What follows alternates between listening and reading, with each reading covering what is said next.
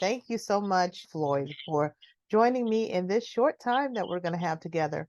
I am really excited to interview you because I'm very proud of you. And I'm sure you know that we've talked about this. But the reason I wanted to talk to you, because I wanted just to have an opportunity for people to understand why what we do beyond the shackles, working with the incarcerated, disenfranchised, and their families, why it's important, and talk about your experience behind bars. We'll talk about your story some. And then you are also one of my students, the classes that my volunteers facilitated for a time, and we'll talk about that as well. So why don't we start? Why don't you introduce yourself and then talk about a little bit about your story, how you came to be incarcerated, and then what that time was like when you entered the system. Well, first, again, I'm honored to be in this space with you again, Ivanka. My name is Floyd Wright, formerly incarcerated. I went to prison. I lost my freedom at 16 years old. I was a youth offender, and I did a total of 22 years Hmm. for a string of armed robberies and a slew of other criminal acts that was tied to me being a juvenile in the streets, picking up things that ultimately is going to lead to one of two places. And mine ultimately led to incarceration. Yeah, and the second one is being carried by six, right? Yeah, One being tried by 12, the other one being carried by six. right. Yeah. Yeah, so thank God. Yeah, only by his grace was I able to navigate through the snares and dangers of prison life. And again, like I said before, mine out those opportunities in those dark places because they Hmm. are there. And it just took me to really just dial in and get focused and take advantage of all the things that were around me and the people that were around me that were encouraging that more and more. That's why I'm sitting here today. Yeah. You were talking about losing your freedom at the age of 16. 16. So when you first went into the prison, did you have an L? Was it 22 to life? No, so I had a total of 22 years. Okay. Well, excuse me, a total of 20 years, and I ended up doing a total of 22 years. So while I was incarcerated, I caught an additional 6 years, which basically tacked on time to my minimum release date. Mhm. So in a nutshell, I should have been home in 2015, but that extra 6 years is what put me out in 2021. Okay, and for people who may not understand, so while you're in there, you can catch more time Yes. for violations while you're inside the prison. So while your initial sentence may be one thing, it could end up being longer if you obtain another violation or multiple violations while you're in there. In this case, Floyd is saying that he had another charge that garnered him another 6 years. And by the way, it is not real difficult to get a violation that can tack on time in that environment because it's a dangerous environment. Yeah, right. That's a Yeah, whole nother conversation, as a though. whole, it's Yeah. a whole nother conversation. But this particular situation, you tack on additional time before you started really getting into programming. And when I say programming, meaning the courses that are available inside of the prison for the purpose of rehabilitation and preparation for reentry, as opposed to the punitive system that we had known so much in the past. There was a drastic change from when I first went in, Mm-hmm. which was 2000, the year 2000. There started to be a shift around 2014 Mm-hmm.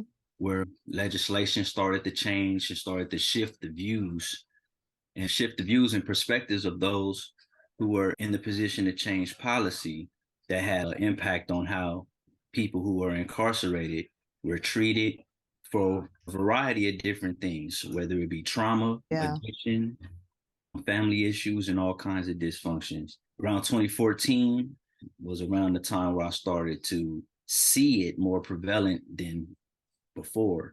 There was an increase in access to those resources. Okay. And by this time, because now how long have you been in by the time 2014 rolls around? That's quite a bit of um, time. yeah, I was in for about maybe 13 years, 12 and a half, 13 years. Hmm.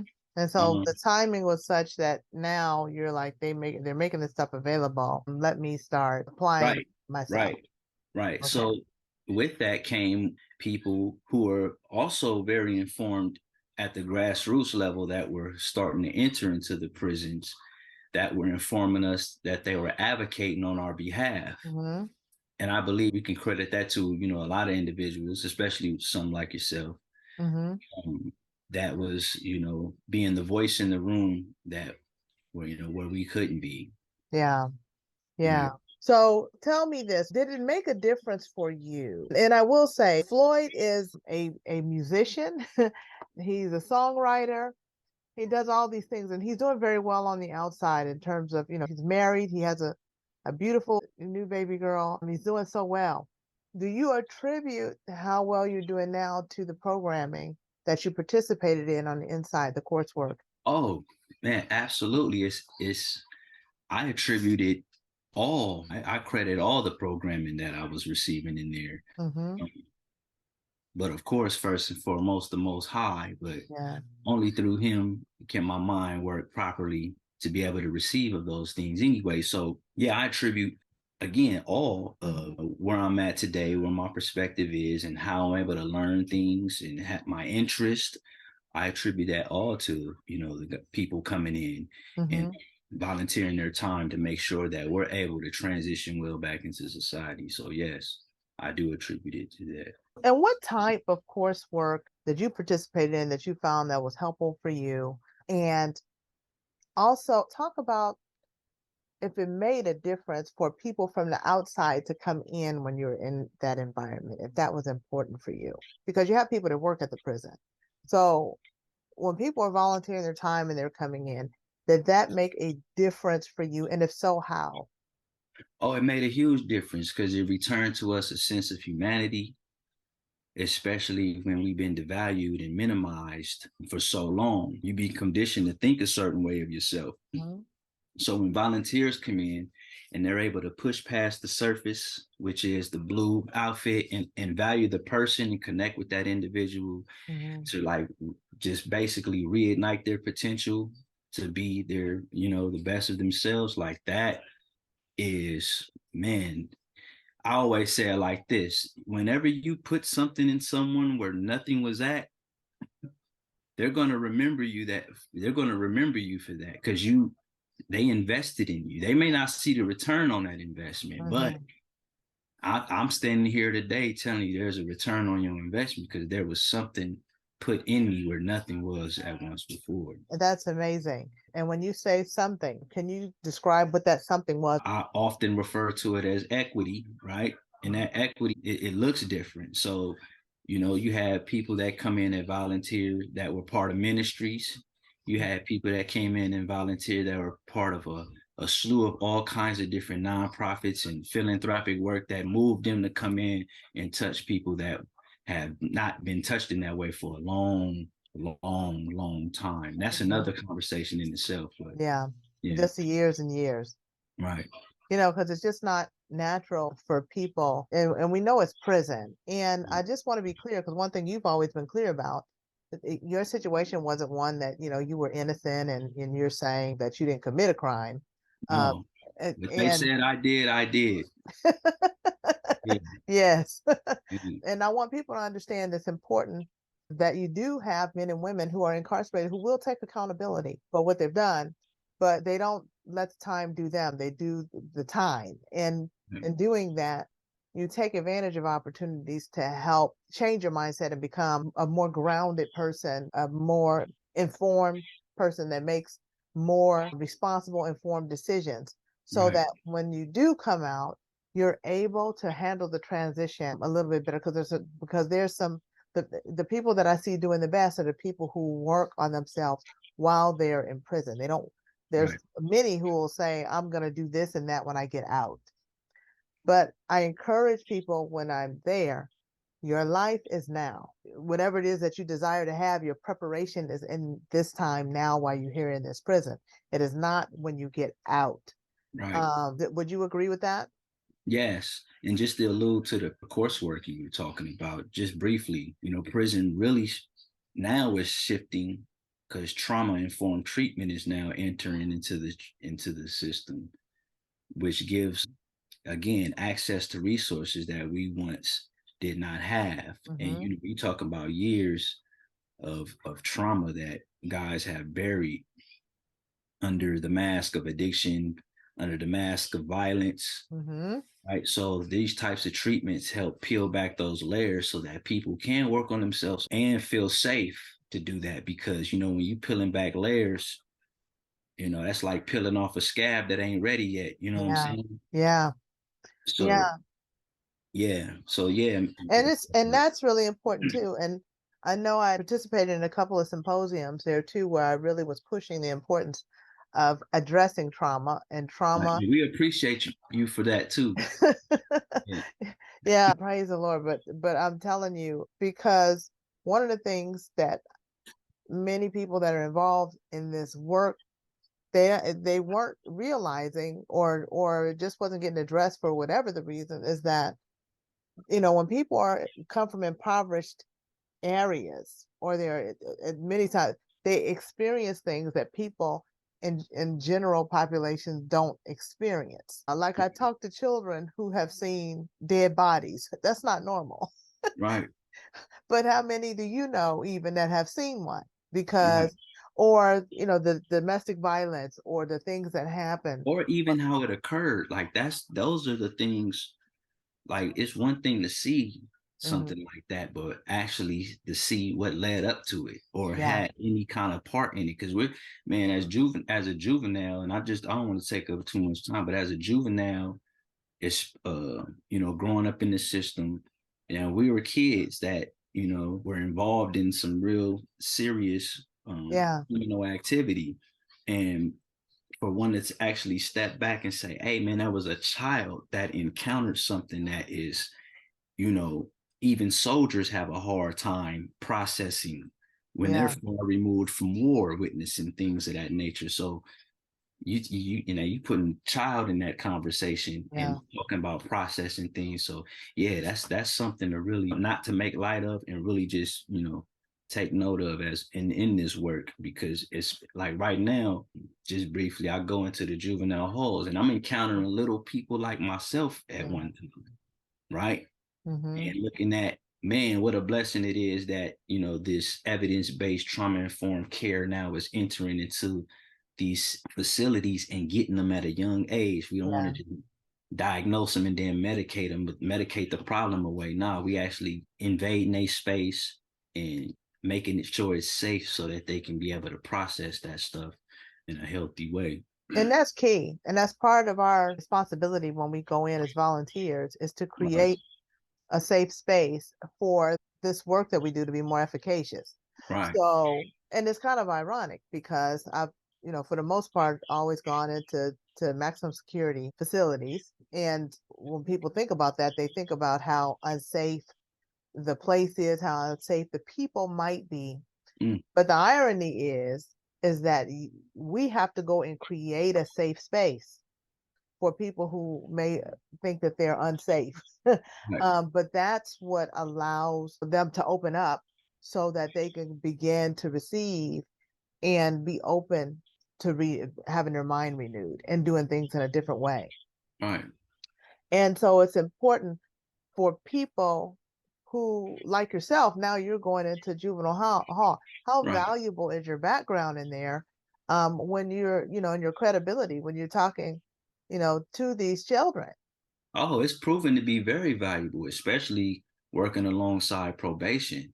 Hmm. And we're talking about people who actually have the heart for this work, but they don't have the necessarily life experience to marry it to, Same here.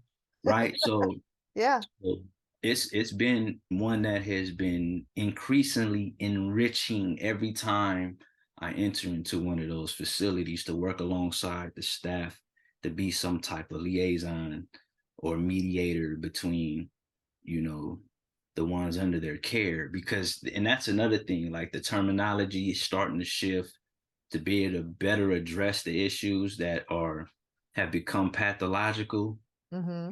and been pathological for so many years. Hmm. Like any disease, it has to be treated with care. So yeah, it's the experience has been very fulfilling, to say the least. And and it's so great. Now, while you were there, and obviously now that you're out, when someone from the outside went in, did it make a particular difference as opposed to someone who worked at the prison who might have been facilitating coursework? Did it make a difference that someone was coming from outside that was volunteering? Yeah, it made a big difference. Why would you say? I I don't want to go too, because again, that's a conversation. I could just point at so many different examples, Mm-hmm. right? But I'm just, be sure to for this particular situation, yes, it makes a big difference because you grow accustomed to familiarizing yourselves with the personalities of the people that are above you. Okay. And you pretty much make an Meaning the assessment, staff. right? Meaning the staff. You pretty much assess everyone in that frame of Mm-hmm. thought or frame of seeing things. Mm-hmm. So it's hard to really build that personable or social connection that you need, right? Mm-hmm. To be able to integrate back into society Mm-hmm. because they're not trained or equipped or even allowed, right, to cross that line, Yeah. right? The and conflict. and for me, a person who's developing somewhat of um, a working knowledge of my own emotional intelligence, Mm-hmm. I can just imagine what it's like for them to go home every day not being able to really be human enough to care for someone that they have authority over. You know You what I'm know saying? what? That is a very interesting perspective. And it's a perspective I really haven't given much thought to in terms of really looking at it from that vantage point, because everybody did not enter law enforcement as a correctional officer just for a job. Some of them really, I've talked to some, they had backgrounds that were very similar to yours or very Right, similar, and they wanted to make a difference or do something that made a difference. But then you get into the job and it's limited. right. It's But limited. that's ultimately what has been spotlighted. Hmm.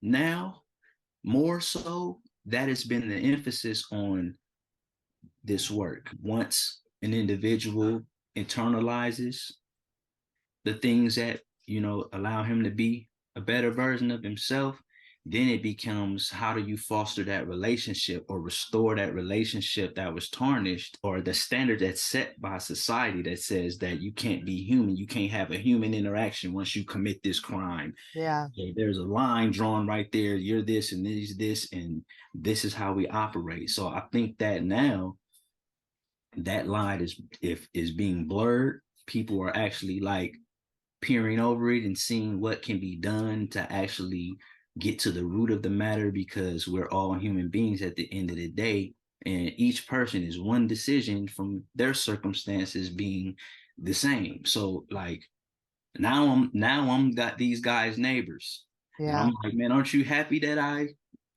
went through that? Yeah, and that I'm you like, had a change. right. I'm not even not happy, but aren't you relieved that there is evidence that these resources that are available to guys in there actually works, and we are trying to foster that relationship to help shift your perspective, because we know that's exhausting too. Hmm. To walk around with that mindset, Yeah. but your heart really like, man, I am a really good dude. I got a family, I got kids. You know, I go to church on Sunday. Yeah. And that's why we are encouraging people to donate to support this Right. work, because there are expenses that are involved in there because we do go in there as volunteers.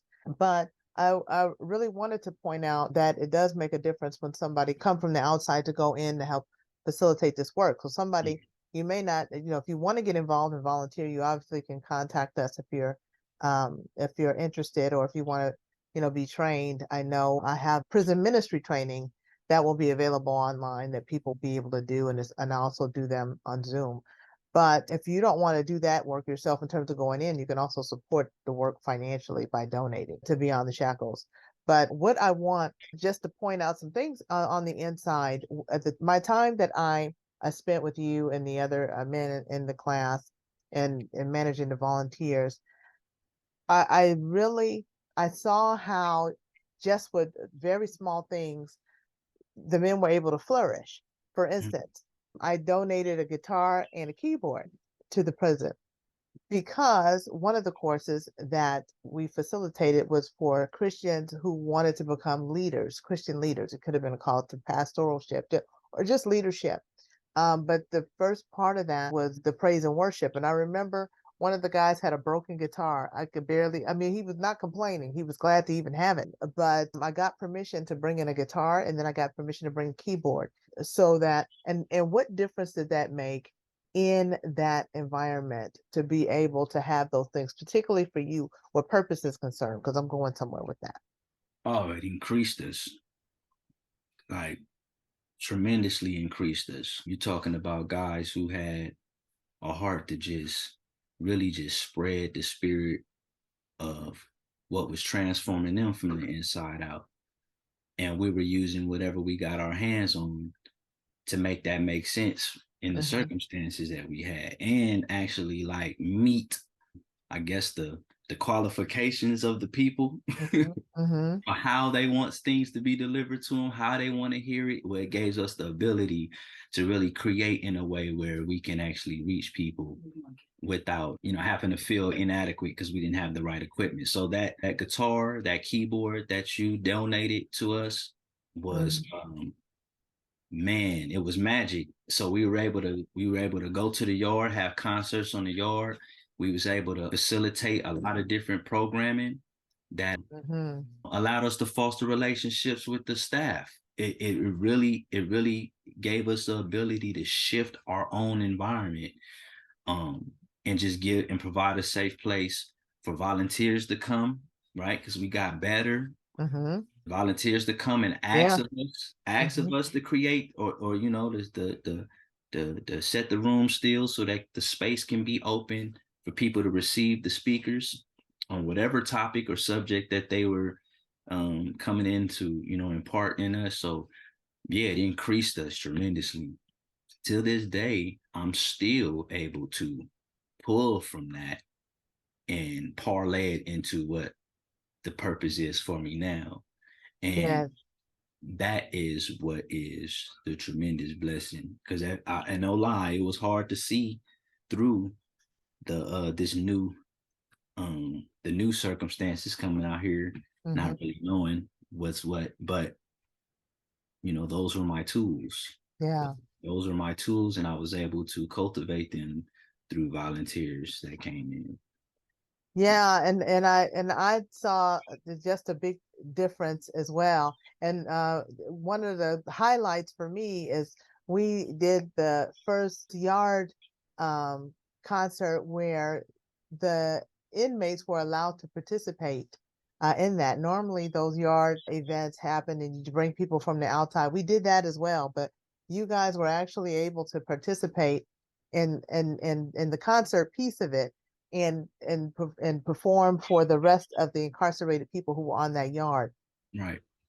Right. Those are the highlights of it. Those are the highlights of all the behind the scenes work that goes forth in order for those type of things to take place. And again, it wouldn't none of it would have been even possible without volunteers. Being on this side now, volunteers have an enormous amount of resilience to be able to combat the bureaucracies and the pitfalls and the red tape of the system that it's tries not to easy. Volunteers from coming in.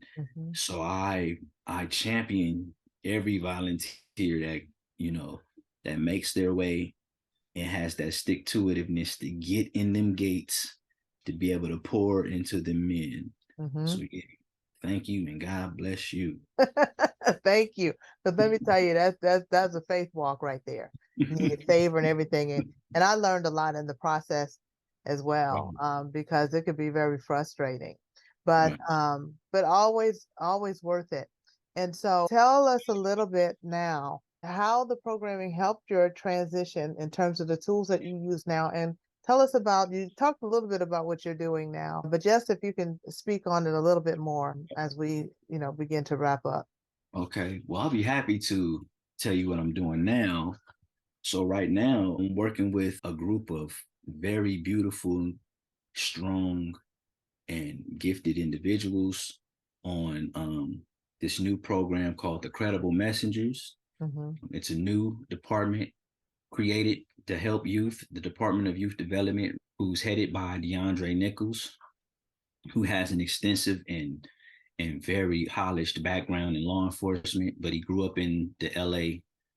He grew up in greater Los Angeles area and he wants to give back. So he parlayed all of that influence into being the head of Department of Youth Development, and he created this program called the Credible Messengers. And we are those who have life experience and have done the eternal work that allows us to go back into the institutions and basically accompany the youth through their journey, the transformation and rehabilitation. Mm-hmm. Of course, using our stories first for the invitation into that space. While we're in that space, we help them identify the contributing factors that led up to their crime.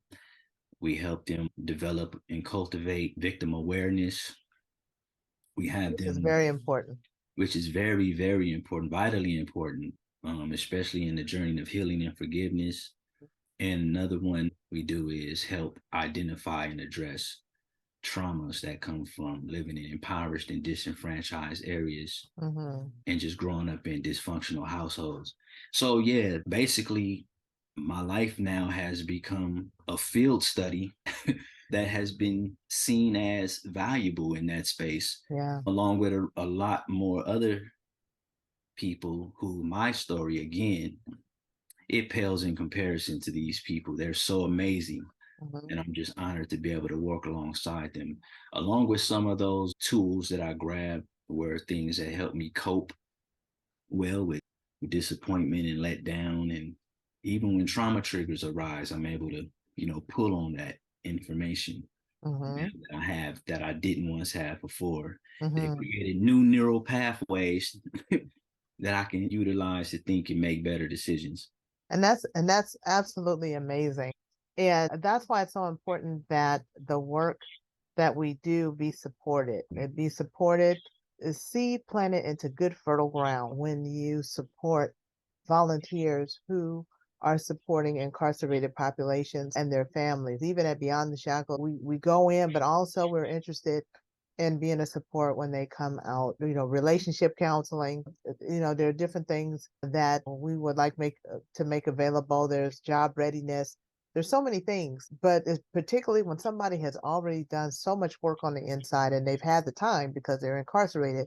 But if they've utilized that time wisely, there is so much that they will have to offer once they get out.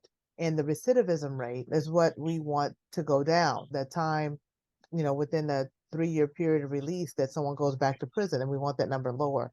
And we have found, and the numbers show that when someone has access to the type of programming that we do, that number does decrease.